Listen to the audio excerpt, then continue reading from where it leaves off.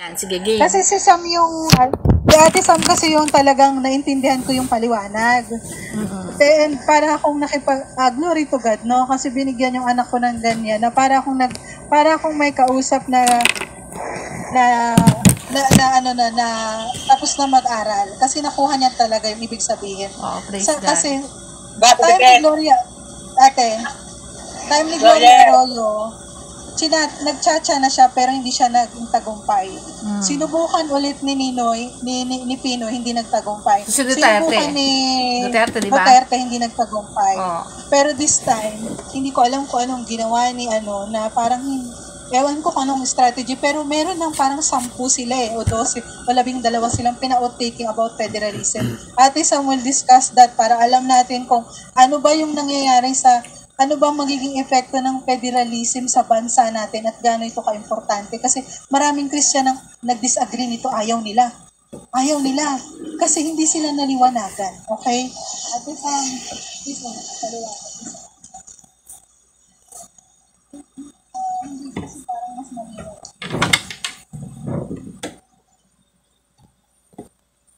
Hello po. Hello, Sam.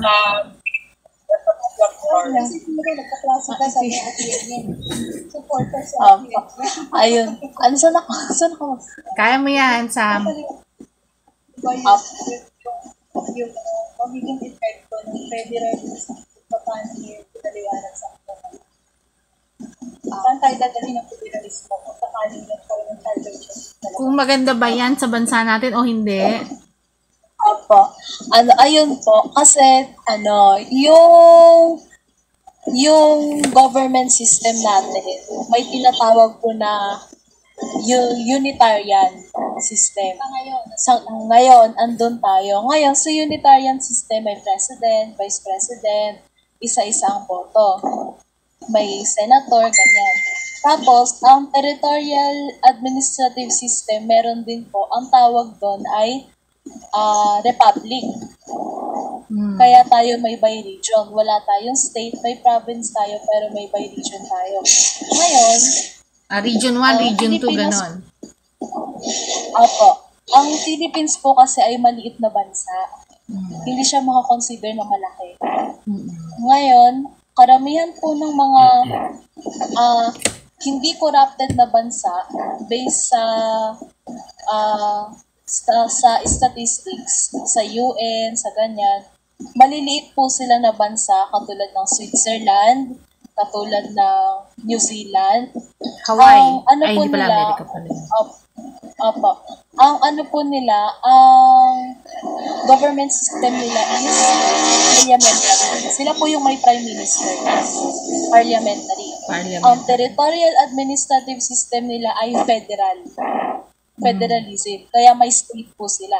Ngayon, ang pinagkaiba po kasi, ang sabi nila, pag ang malaking lie po, kapag sinabing federalism, masasakop yung bansa, which is hindi po totoo. Kasi, kaya ayaw ng mga senador. Kasi po, sa federalism, magkakaroon ng state. So, meaning to say, yung kada state na yon, wala silang sariling batas, wala silang sariling namumuno, pero meron silang parang head ng mga department. Ganon.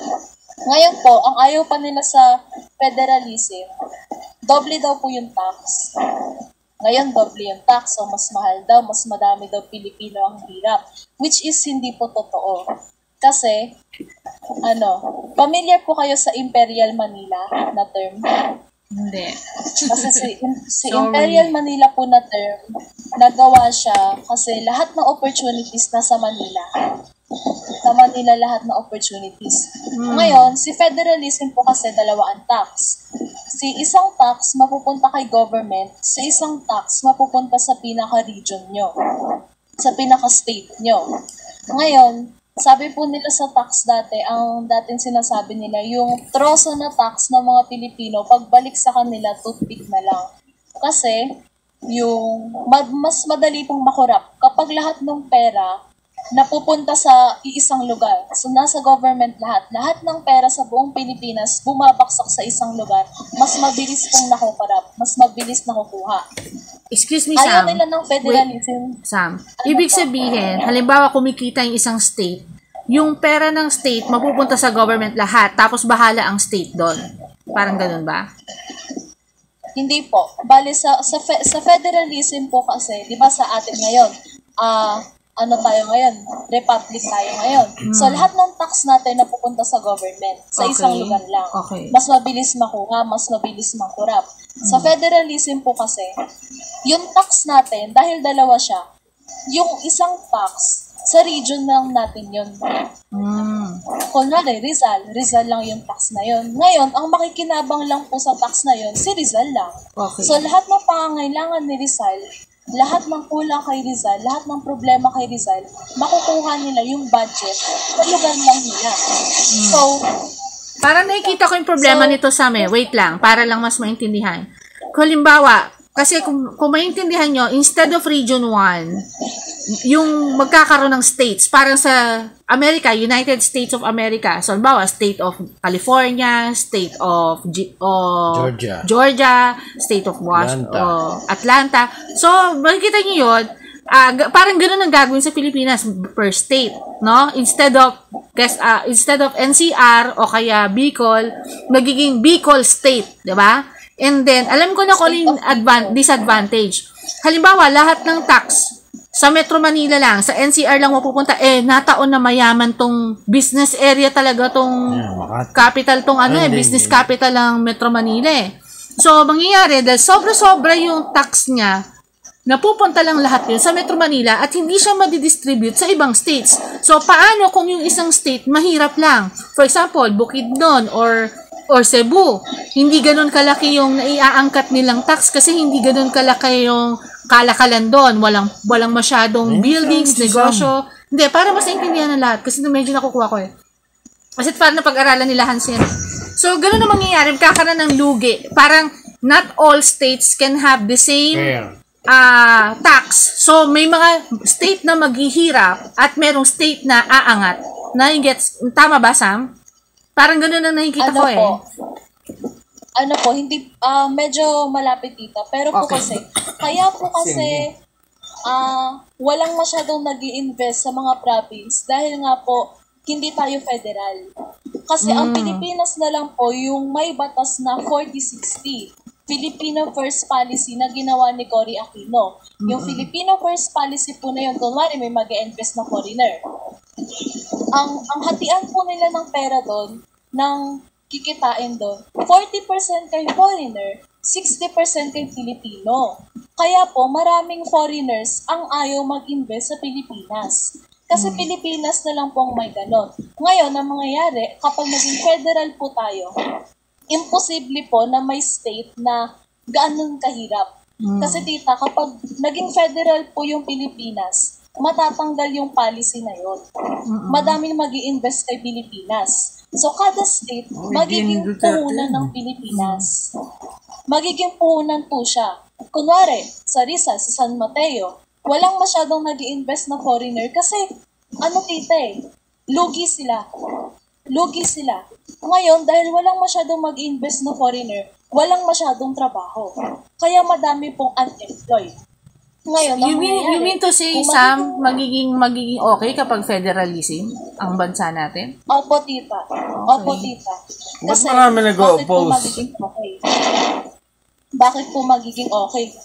Ayaw po nila yan kasi madaling mangkorap, tita. Madaling makakorap? Sa sitwasyon natin ngayon. Opo, ngayon sa government system natin ngayon, madaling mangkorap. Kapag nag-federalism po, mahirap mangkorap. Bakit po? Ang pera po ni Rizal, kunwari, si Manila, si Rizal. Ang pera po ni Rizal, pera lang po ni Rizal. So, hindi siya magagalaw ng ibang corrupt na official sa government. Hindi siya makukuha ng buo ng government. Parang ganon. Parang hindi niya magagalaw. Opo. Rizal lang. Opo. Ang pera po ni Manila, pera lang po. Ngayon, ang distribution po ng tax, hindi po yan lahat mapupunta kay government. Kaya, kunwari, dinilupyo si Rizal. Nagkulang si Rizal. Ngayon, yung isa pong tax natin, diba, dalawa ang tax, yung isa kay Rizal, yung isa sa government. Ngayon, kahit nasabihin madilubyo si Rizal, yung tax na binibigay natin kay government, mapupunta pa rin sa atin. Kasi binigay yun sa kanila galing kay Rizal. At the same time, may pera si Rizal. So, ganito po. Di ba si Janet Napoles, ang bilis niya mangkorap? Kasi lahat ng pera na pupunta sa government, hindi na distribute yung tita. Malaking corruption po kapag mali ang ang territorial administrative system ng isang bansa. Ngayon, yun po si federalism, tax, investment, and employment ang advantage niya sa Pilipinas. Kasi titibagin niya lahat ng lahat ng batas na naghihinder sa mga Pilipino para magkatrabaho at saka sa mga foreigners para mag-invest. Kasi tayo na lang po yung may ganon. Pilipinas na lang yung may ganong batas. Na 40% kay foreigners, 60% kay Pinoy. Yun po yung sinasabi nila na baka masakop ang Pilipinas. Kasi madaming foreigners ang nag-i-invest, which is hindi po totoo. Bakit? Si Singapore po hindi nasakop. Si New Zealand hindi nasakop. Si China hindi naman nasakop. Yung iba pang maliliit na bansa, hindi po sila nasakop. Kasi pag malakas po ang economy ng isang bansa, malakas din yung battle nila against war. Malakas yung battle nila against communism. Kaya kung mapapansin nyo, yung mga bansang malalakas ang economy, sila pa yung nag-uumpisa ng pagsako. Ganun po yung epekto. Ngayon, lipat tayo. Federalism, okay na po. Si parliamentary. Ang government system po natin ngayon, unitary, kaya may presidente tayo. Ang iba pong bansa, meron po sila prime minister, parliamentary. Bakit po? Di ba meron tayong sinasabi na yung mga hierarchy na tumatagal sa posisyon? Yung mga parang ginawang monarchy. Kasi po, di ba? Monarchism. Pasapasahan na po. Si Kim Jong-un. Tapos Diba? meron pa pong mga Communism pag-artista ka, maboboto ka kaagad kasi kilala ka. Kasi ang voting system po sa Pilipinas, isa-isa po. Ang parliamentary po, party list po ang voting system. Kunwari, party list ni Marcos, party list ni Duterte, party list ni Lenny. Ngayon po, kung ano yung party list, hindi po isa-isa ang pagboto sa parliamentary. Kung ano po yung party list na sa tingin ng mga taong boboto ay malaki yung magiging improvement ng bansa, yun po yung mananalo. Ngayon, hindi pa po yun doon tapos.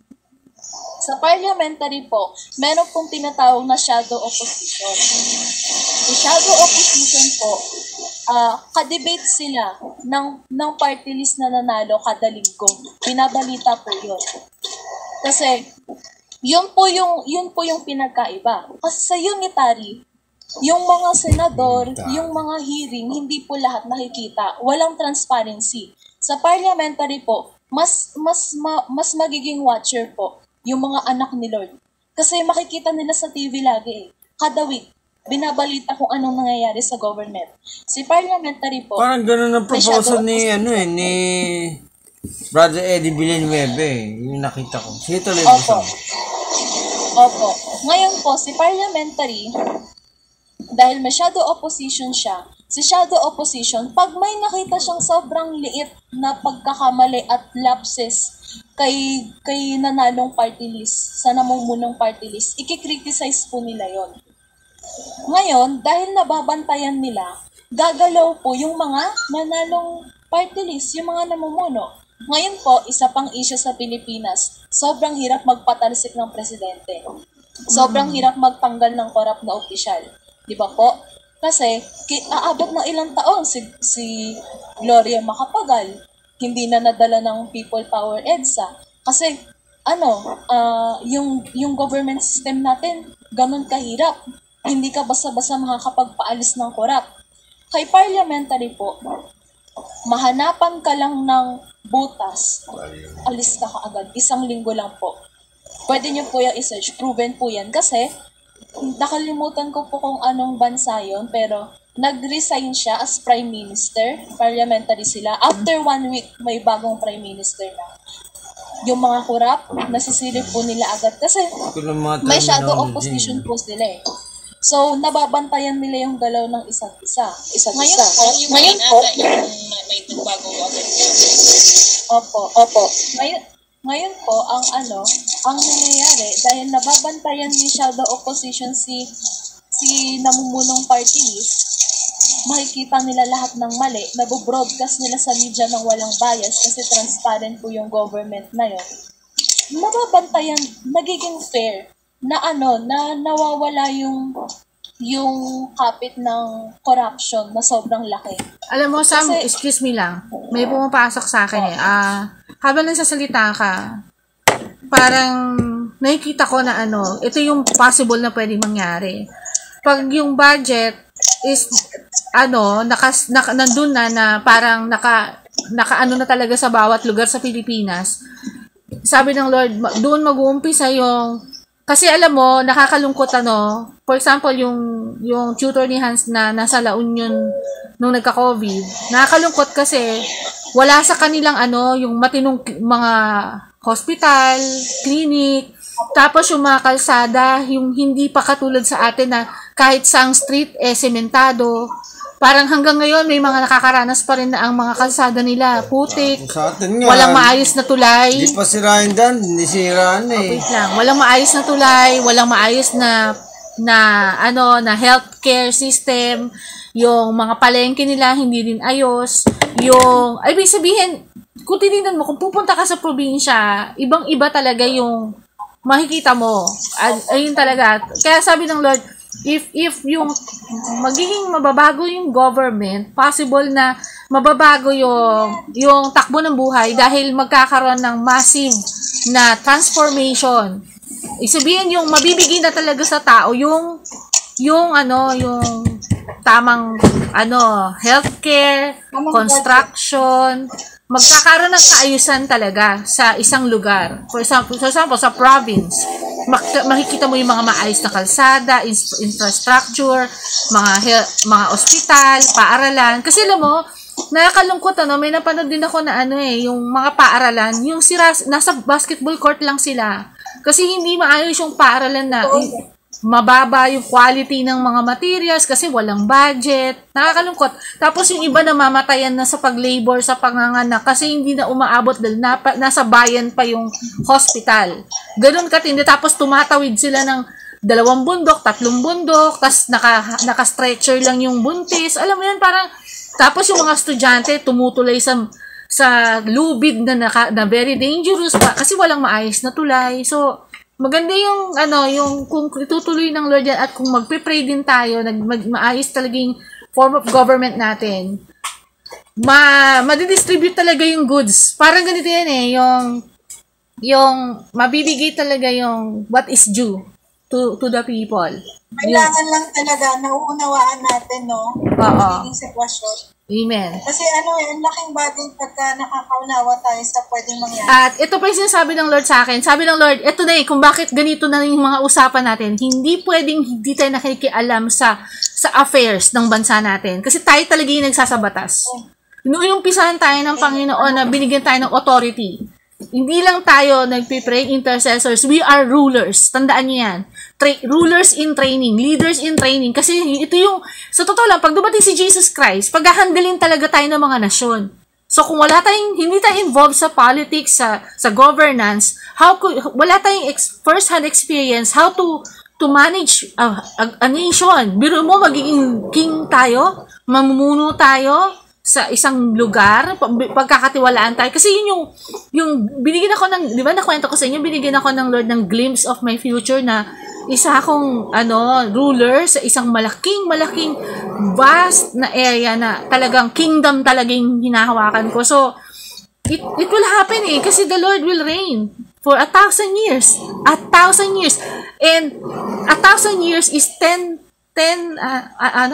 decades, di ba? And 1 decade is 100 years. 1 day is 1 year, 1,000 years. Ulitin ko parang ganun yung computation. Okay, yun lang. Excited lang ako.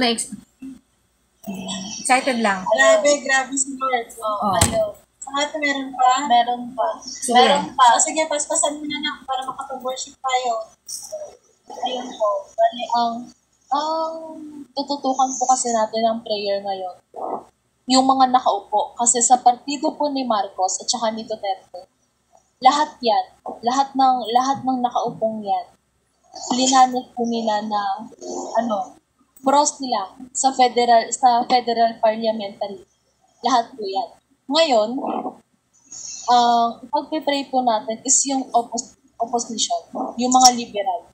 Malakas po yung stronghold sa liberalism kasi ang affiliate nila na country is USA. Si country po kasi na USA sa history, po siya, traitor po siya. Ngayon si USA din ang dahilan kung bakit yung batas natin kay Cory Aquino, mula kay Cory Aquino hanggang sa ngayon, yung 1986 Republic Act na yan, nagpapahirap po sa mga Pilipino yan. Nagtanggal ng trabaho sa mga Pilipino yan. Ang dami unemployment rate, nagtanggal ng investment sa Pilipinas kasi ang sinusundan po ng mga liberalist na government system ay si US. Si US po kasi, federal siya, pero may president sila. 'Di ba? Hindi siya prime minister. Kaya hindi po nagtugma. Yung ganong system po, sa panahon ni Duterte, yun din yung binibigay kay Duterte. Tinanggihan po ni Duterte kasi ang gusto po talaga ni Duterte nun, federal parliamentary, para mawala po talaga yung corruption. O kaya kahit papano, bumaba talaga yung level ng corruption. Ngayon po, ang ipagpipray po natin dyan, lahat po, syempre, we believe na God is giving us grace. Yung mga kapartido po ni Marcos, sila po yung parang may mga royal blood sa government. May mga royal blood sila sa government. Ang isa pang napansin namin, na-involve po silang lahat sa pagkakamali sa government. Corruption, cheating sa voting, Red tape. madami pang iba. Opo. Kaya, ipagpipray po natin na, kasi God is not calling, a perfect person eh. Oo. Kino-condemn sila eh. Kasi ilang taon pong sa panahon kasi ni Marcos Sr., sinusulong niya na yung federal parliamentary kasi alam niya po yung pinanggalingan niyang partido, mga liberalismo, mga nasyonalismo, yung mga taong yun, na mga korap, na nilason yung utak ng mga Pilipino na, pag ganito yung government system natin, masasakop tayo ng ibang bansa. Kaya ngayon, matagal pong nabuhay sa lies ang mga Pilipino. Kaya kailangan po nating mag-pray, mabuksan din yung mata ng ibang body of Christ dahil maintindihan nila, mabuksan yung mata nila sa ignorance related dun sa government system para magka-breakthrough. Amen. Yun po. Sige.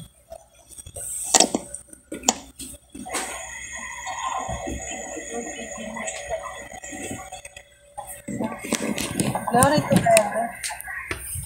Nagagamit na natin ang mga youth ngayon. Amen. Amen. Thank you, Lord, sa talino, Lord. Hindi ko talaga siya maintindihan. Kasi sa libro, basahin mo, diba? Si Ate Sam talaga yung kahit paano nagpaliwanag ng malinaw sa amin na kasi maraming ayaw din. Hindi, mami. Hindi lang nila naintindihan mabuti. Kasi ayaw i-discuss. So, yun, glory to God. So, pwede na tayong, ate, may pa yung prayer concern mo? Kasi si Ate Jen, chinat niya na sa akin, yung prayer concern niya, yung pabalik-balik ng puso niya at saka likod niya. Yung pa rin, na mag-normalize yung ko. Kasi yung nadulas nga ako, na bumalik ako sa dating sigla, na hindi ako makaramdam ng pain. Halimbawa, yung hindi na bumalik yung bigla na lang makakaramdam ng para may nagtitwist. Alam mo yon. Gusto kong bumalik sa normal yung function ng katawan ko talaga. Let us pray. Ayun, magbigay na ng glory sa Lord. May, may kapagat May. Yes, ate, nakahabot po. Glory to God. Love, love. Miyok ulit. Yung sabo. Yung bilog na nalagyan ng tubig. Ako. Umiinom ko dati. Oo. Ay, walang iba ko hindi. Ito nga pala, ang warning ko sa atin. Kasi ang turo ko ito, ang title ko, Why did the Jews reject Jesus as the Messiah? So, sabihin ng topic nito is masyado malalim. Okay? Hindi to fundamentals of faith, hindi to parang salvation. It's just the reason that we are to talk about dahil ako mismo, tandaan nyo, but that question is not the basic question for the new believer. Tandaan nyo, it's for the lost, not for the lost. It's for those who are eating solid food like us. We believe that Jesus is the way, the truth, and the life. John 46. The words of the Father. But why among the remnant, the foundation of our faith is sa Jews. It means to the country Israel, di ba? Bakit? Parang ganito lang yun eh. Kung sino pa yung pinanggalingan, siya pa yung hindi naniniwala sa kanilang sambayan ng tao. Yung baga, sabi nga ni Lord our prophet is not accepted on his own country. For some reason, he became a chief cornerstone that rejected become a stumbling block or the cornerstone, di ba? Okay. Bago tayo mag-start, in fact, yes, when I was transformed, mga kapatid, with the power of the Holy Spirit, makinig kayo, all I knew that there's God or Jesus that I saw at the crucifix statue was just nothing wrong about, tanda nyo mga kapatid kung ako'y bagong convert pa, padik tayo sa foundation of faith. Nung ako'y bata pa, o sabihin natin nasa murang edad na 8 anyos, nakikita ko yung crucifix ni Jesus sa di ba, sa Catholic. Ang naintindihan ko doon, parang isa lang ang Diyos o parang si Jesus yung God. Pero hindi ko alam na tatlong persona pala ni God. Tama ba? Anyone wants to comment na yun ang unang analysis nila? Anyone here? Yun nga ang sa akin. When I was 8 years old or kamulatan ba? I knew there's heaven and there's hell. I knew that ang si Jesus ang daan patungo lang. But I do not know there are 3 personas of God, okay? The deity of Christ, ka nga. So, I thought the Holy Spirit, I don't know the Holy Spirit. Ang Holy Spirit parang tayo. Ang akala ko sa Holy Spirit, Espiritu natin. And suddenly, I also know who is the Holy Spirit. I know there's one good spirit. His name is Casper. Casper the Ghost, di ba? Kailan si Casper, di ba? Ayun, alam ko sa murang edad I thought soul and spirit is just the same, di ba? But it's a different thing. Sa murang edad as well, yun nga, sinasabi ko, yung nakikita ang crucifix ni Jesus, 8 years old ay malungkot na Diyos. Parang dugo ang Diyos ba? Parang ganun. Hindi ko alam bakit ganun. Ang Diyos as in God, alam ko isa lang sila. There's nothing about it. So, very young age, di ba?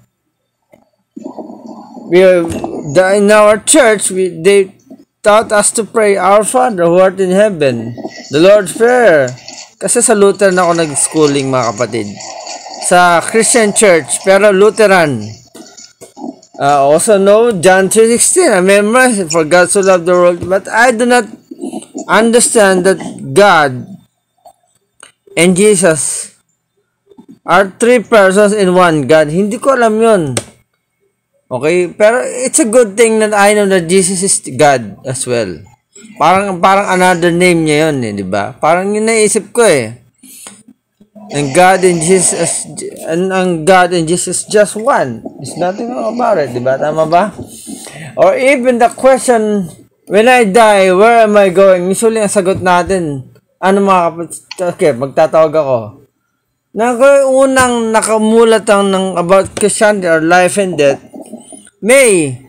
Nung ikaw batang-bata pa, andiyan ka diba, May? Can I call you May? Yes, kuya. May, ganito, May.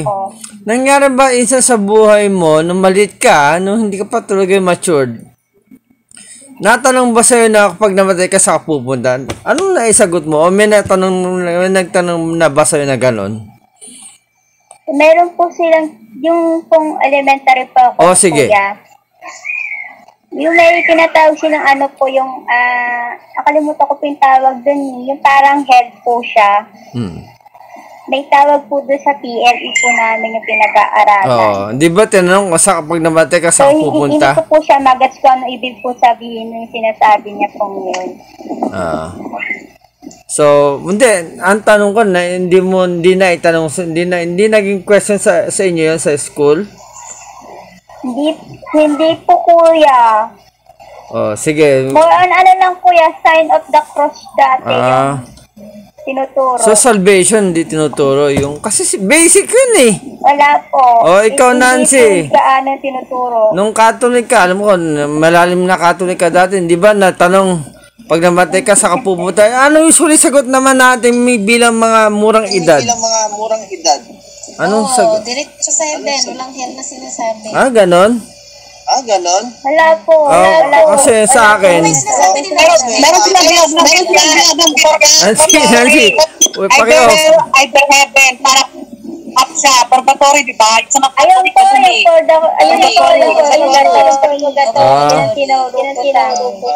alam na may hell, pero hindi masyadong emphasize. Hindi po malalim. Hindi, ako naman, kasi ganito. Ang sagot ko bilang murang edad, hindi nakikinig sa school.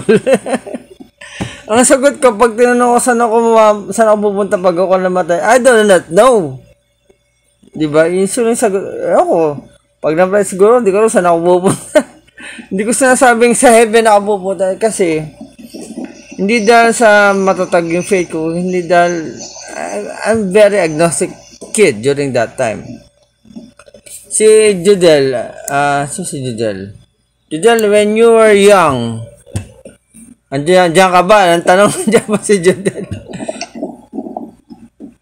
Okay, sige, tuloy lang natin pa. Kasi, may na lang oras natin I think the real starts on the next Sunday. Kasi, very limited na yung time natin. Anyway, yun nga, sagot ko, usually, ang natatandaan ko pag ako tinanong pag ako namatay saan ako pupunta, I do not know. Pero tama kayo mga kapatid. Ang sagot dapat is sa heaven. Kasi you have assurance during that time. But during that I'm so very honest kasi pag ako nagkakasala, ang alam ko kagad papausahan ako ni Jesus, di ba? Yun ang iniisip ko, kailangan humingi ng tawad. Actually, I have a very basic knowledge of deity of Christ. So. And also knew that the Catholic worships, ito ang natatandaan ko dati, parang ang image sa akin ng simbahan namin, parang niisip ko tuloy, evil si Mary. Kasi nakikita ko yung statue niya, yung umiiyak ng dugo, parang, sa demonyo. masyadong, ang mind ko nun, yung statue, kasi demonyo, yun ang inisip ko agad. Yung mga statue, pinamumugaran ng demonyo. Kahit mabanggit lang yung word na Mary, parang demonyo siya sa akin. Kasi dahil nga, ganun karadikal lang pagturo sa amin na ang pagsamba sa Diyos sa bato ay it's abomination, di ba? Pero Hindi ko alam na si Mary pala ay mabait na santo. Mabait na siya, of course. Mabait na ginamit na ni Lord bilang mag-conceive na son.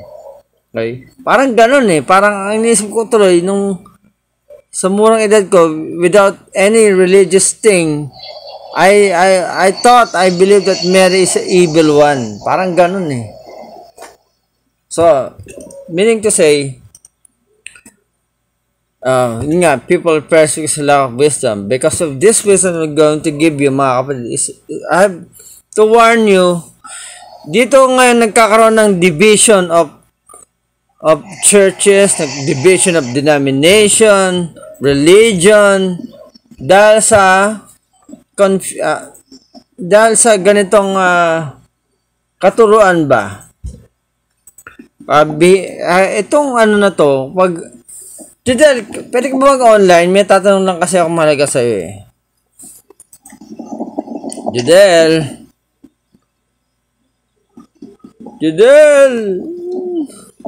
Hindi ka na lang tatawag ko. Daya mo ah. Si kasi kailangan ko may bata. Si Lovely. Lovely, online ka ba? I mean, pwede ka ba magsalita? Tulog mga bata, kuya. Ha? Tulog yung mga bata. Oo nga, ikaw ang tatanungin ko eh. No? Ano tanong mo? Eto tanong ko kasi masyadong hindi basic ang tanong ko. Does Jillian or Yin knew ba that the Jews do not be the Jews, yung Hudyo, hindi naniniwala kay Jesus. Usually, nung bata ako, ang alam ko, Israel, lahat yan naniniwala kay Jesus. Di ba ganun iniisip natin? Akala natin yung Israel kay Jesus lahat yan. But your kid, your Yin or Jillian knew ba that the Jews does not believe in Jesus?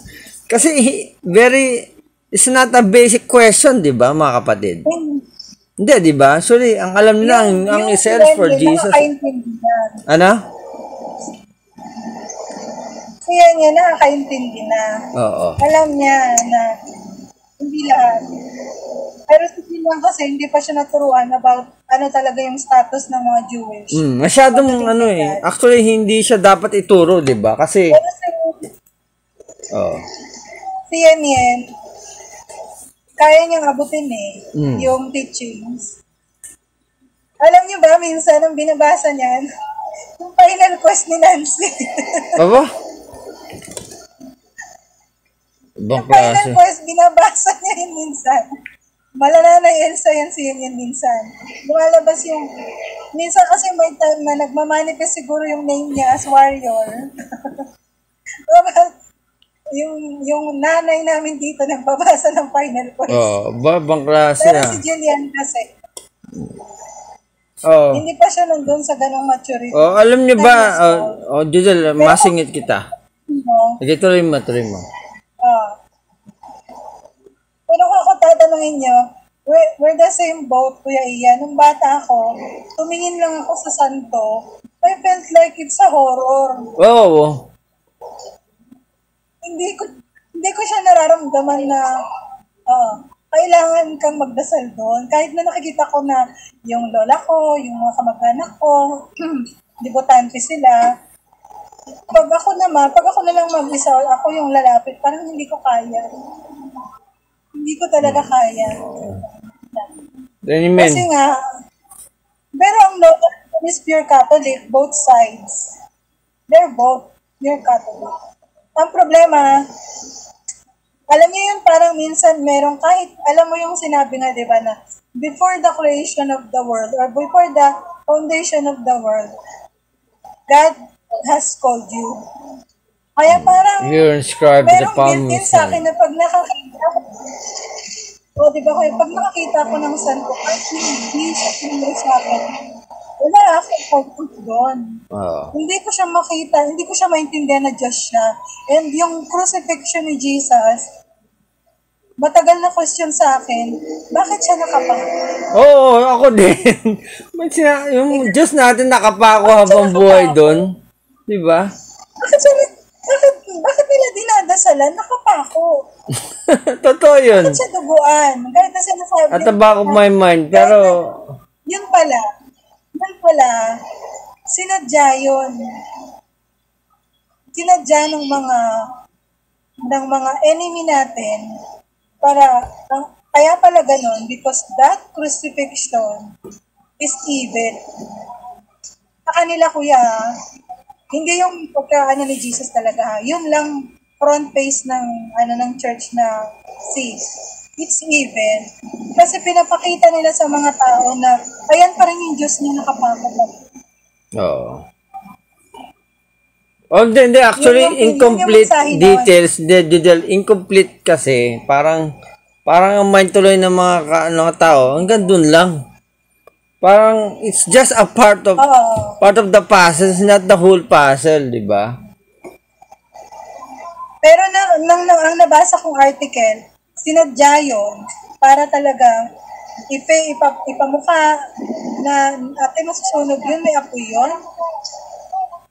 Ipamukha na natalo na ng Diyos natin. Si Jesus, na hindi talaga siya nag-reason. Oo. Kaya may gano'n. Sinadya nila yung face out na gano'n. Talagang yan. Para, so nakita nyo yung deception. Yung topic ni Kuya is introduction kasi konti na lang yung oras. Oo. Pero may impact ito. Ganito, sa mga buhay natin, mga bago. Ako na, sorry ha. Hindi basic kasi itong tuturo ko at baka ma-confuse kayo. May warning ako sa inyo kasi wala na ako confuse, Kuya. wala naman. Sige. Kasi malalim na tayo eh. Kasi ang una kong turo, hinog na yung mga hinog na. Ang una kong turo, naalala nyo, anong una ko pang turo? Saan ba? It was prophesied that Jesus Christ, from the Old Testament, will reign as the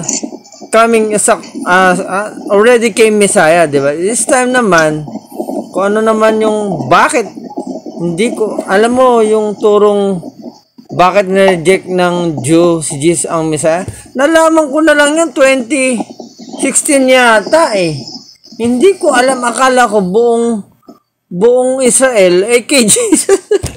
Hindi ko alam. Akala ko maka-Jesus lahat ng Jews. Mga Hebrew, mga Israelites. Parehas tayo. Hindi ko alam na ganun pala. Elementary ako. Yung elementary days ko, yun din yung pagkakaintindi. Oo, ako man eh. Akala ko, yung buong Israel, dahil lahat sila, Jesus. Di ba sa Bible? The Israel. So, iniisip ko, in general, lahat sila gano'n. Ako din eh. They have one faith. Hindi pala. So, although it's a bad news for us.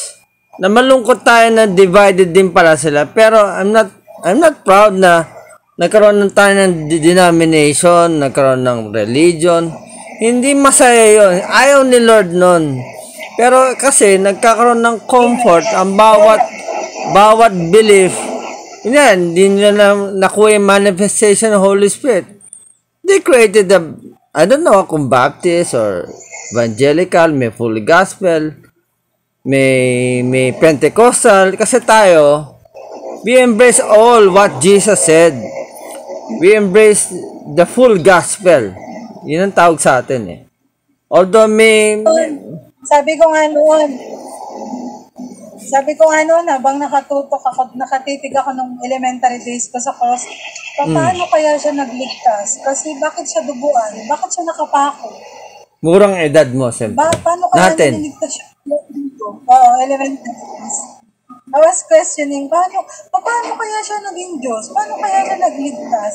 Pero wala talaga akong, parang, ganito yan eh. May imahe, pero hindi mo talaga totally kilala. Kasi you're inside the church, pero hindi mo pinapakilala. Pero alam mo, may Trinity, hindi mo alam. Alam mo, may tatlong persona ng Diyos? Elementary days, hindi ko alam. Hindi ko rin alam. Nalaman ko yan, high school na ako. Ako, nalaman ko na lang. Siguro, mas mature ka sa akin na college na siguro ako. Pero actually, hindi rin eh. Nung nasa Pineda tayo, hindi ko alam na si God ay Jesus. Hindi ko alam. nasabihin, akala ko isa lang God sila. Pagbaga, another term ni God is Jesus. Pero it's a good thing, di ba? Pero ito, hindi parang, ito, isa-isahin ko kayo. Lovely, online ka ba? Pwede ko tayong makausap.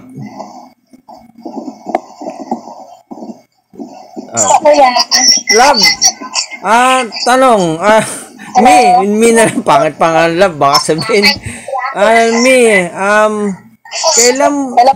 kailan mo nalaman ang Diyos hindi lahat naniniwala kay Jesus Christ? Alam mo ba yun, o matagal mo nang alam? Ngayon mo lang ba nalaman sa akin, o hindi mo pa nalaman, o nalaman pa na noon pa? Na ang Hudyo ay hindi lahat naniniwala kay Jesus. Nalaman mo na ba yun before? Paano mo nalaman? Pwede bang specify? O? Nalaman ko lang nung kailan ba yun? Sige lang, nung Catholic ka pa ba? O ngayon Christian ka na? Hindi. Dito na. Ano na? Ano ba yun? Ano ba yung hirap pang salong?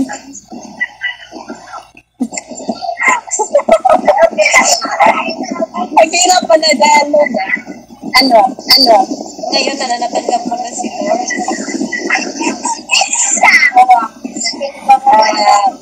Basta po yan. Sige, anyway. Ako din medyo nakalimutan ko. Nalaman ko na lang nung pay-off na, Lovely, medyo maingay. Pay-off mo na. Anyway, ako man nalaman ko na lang nagkaroon. Hindi ko akalain sa kasaysayan pala ng Hudyo na divided pala sila dahil akala ko ni-embrace na din yung New Testament. Hindi ko alam na alam ko ang Israel is for Jesus. kaya pala yung nag-ala ko ng short course, hindi natuloy.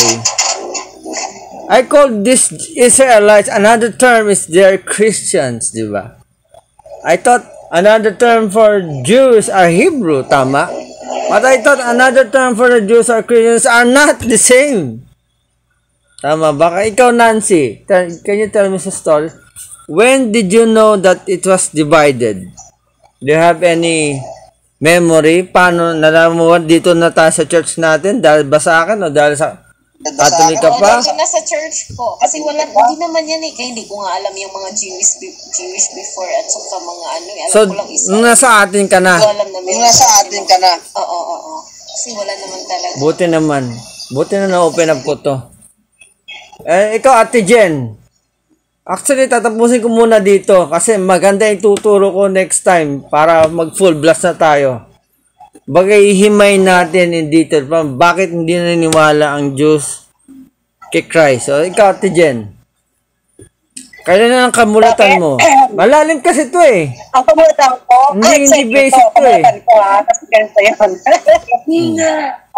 Okay. Kasi bakit talaga ako sa Catholic talaga ng pamilya? Kasi naman wala ako isa katalin. So, siyempre, expect mo sa nila? Siyempre, lumarating pa. Ako, nakita ka Catholic, may mga, alam mo, mga picture-picture pa, pero alam ko na hindi totoo yun at hindi dapat yun sinasamba. Meron akong ganong kamalayan.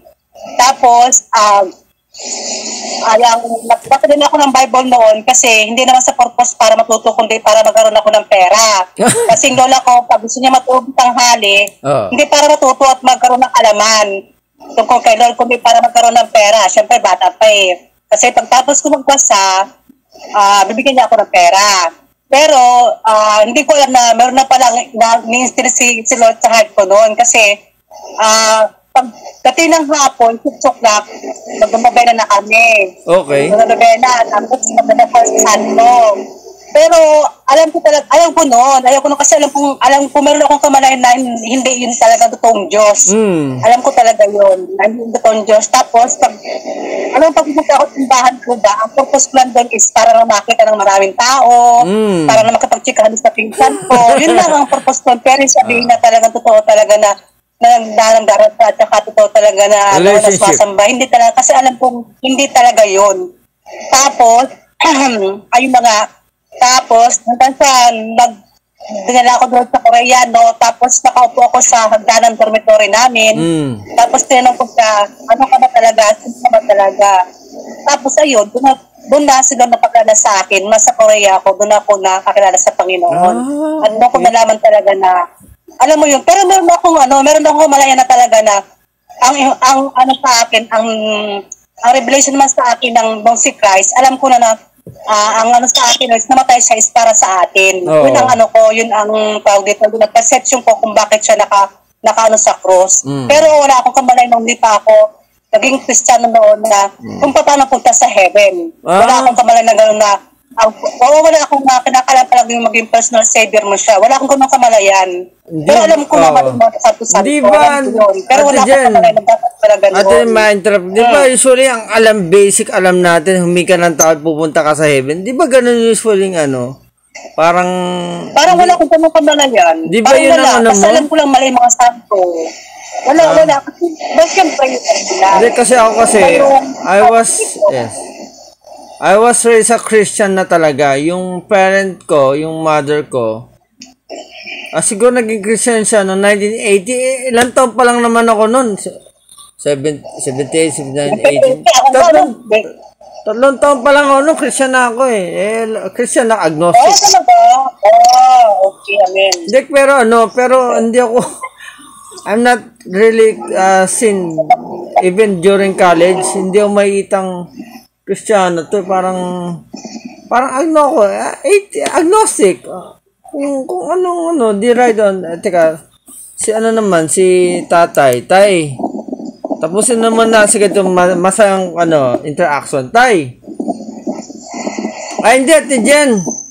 Ang question ko ngayon, nagkaroon ka ba ng knowledge na hindi akala mo ba ang Israel is pro-Jesus lahat? When you say the flag of Israel, parang inisip mo, kay Jesus lahat to, hindi pala.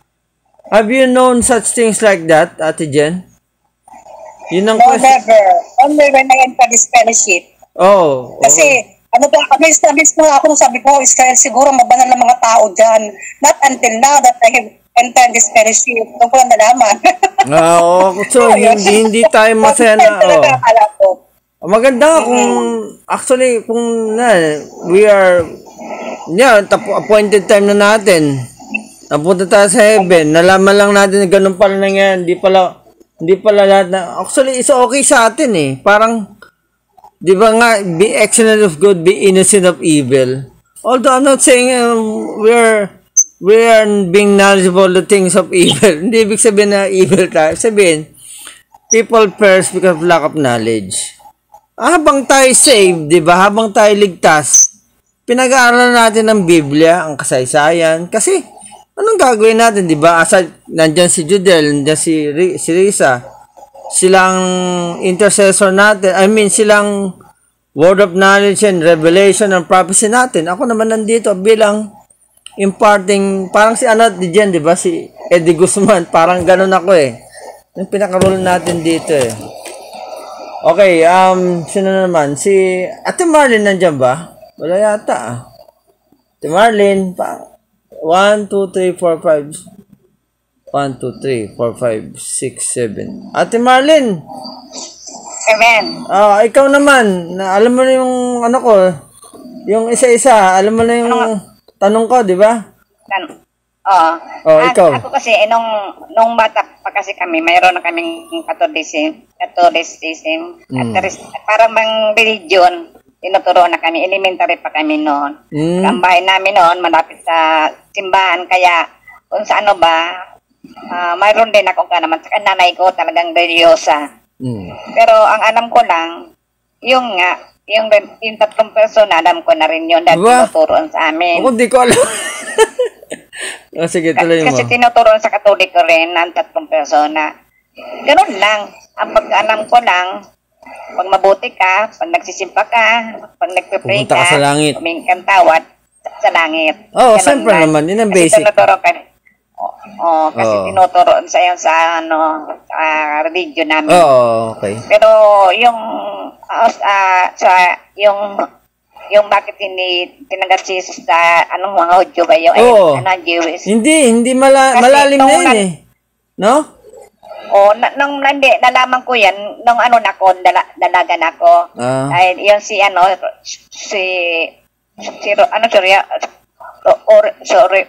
ano ba yung naging yung namatay na? Eli Soriano. Dito sa Pilipinas. Hindi. Sino? Soriano? Si ano ba yan? Hindi yung Hudyo na hindi rin sila naniniwala na si Kristo ay na mabuhay uli. Ano yan? Yung Judaism na na kilala mo? Yung namatay na Hudyo na namatay. Na pupunta dito sa Pilipinas. Ay, hindi ko kilala. Meron Hudyo na sino na ba yun? Si Morris Cerulo. Yun. Alam mo, Cerulo ba? Jewish ba yun? Hudyo. Na hindi siya naniwala na si Jesus ay nabuhay uli. Tapos ngayon, nagpakita sa kanya si Jesus. Yun. Kaya siya naniwala na. Alam ko, yun yung story mo eh. Kasi si nanay, love na love niya si Morris Cerulo kung buhay pa siya. Kwento niya lagi yun eh. Hindi siya naniniwala na nabuhay uli si Kristo. Kaya Jewish siya namin. Nagpakita yata Judaism siya noon. Kaya nga eh. Nanimala siya. Nanokita siya. Tama si Ate Marlene. Sabi ni naniwala ko na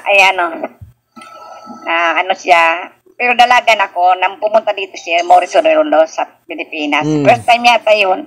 Tapos sabi sa akin ng mga pinsan ko, punta tayo, Hudyo yan na hindi naniniwala na si Kristo ay nabuhay ulit. So nakilala mo na yung idea ng so nalaman mo pala ang idea ng within the country of Israel, hindi natin alam na divided pa rin pala sila.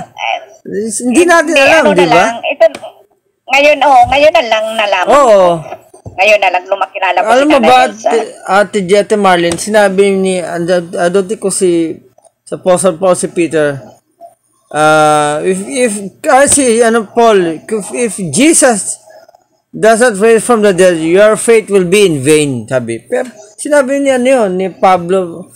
Pero sabi ni Lord, sabi ni Paul, your faith is futile if Jesus that's raised from the dead.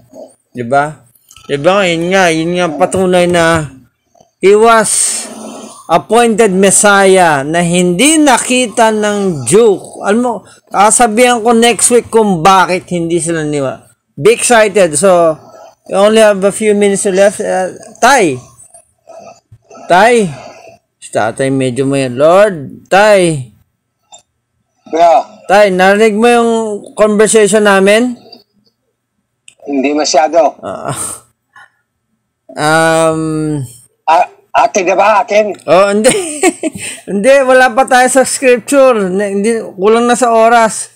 May tanong ako sa'yo. Alam mo ba na divided ang Hudyo tsaka Kristiyano?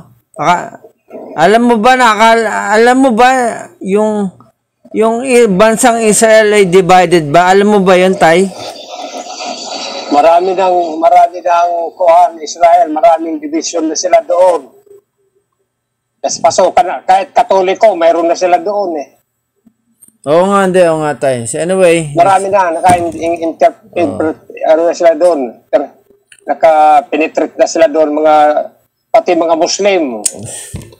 Nahabi ko, Tay, kung nalaman mo. Kristiyano at saka Roman. Okay lang, Tay. Medyo hindi na-get si Tata yung yung kamulatan ba? Didel, closing prayer na tayo. Next week na lang natin full blast yung kasi maganda yung topic ni Nancy tsaka ni Sam about the federalism. Kasi kailangan din natin current events. Binibigyan tayo ng mga ulo ni Lord dito ng mga matatalino. Kasi the mystery of the God's kingdom is hidden to the babes, di ba? To the no one, to the nothing.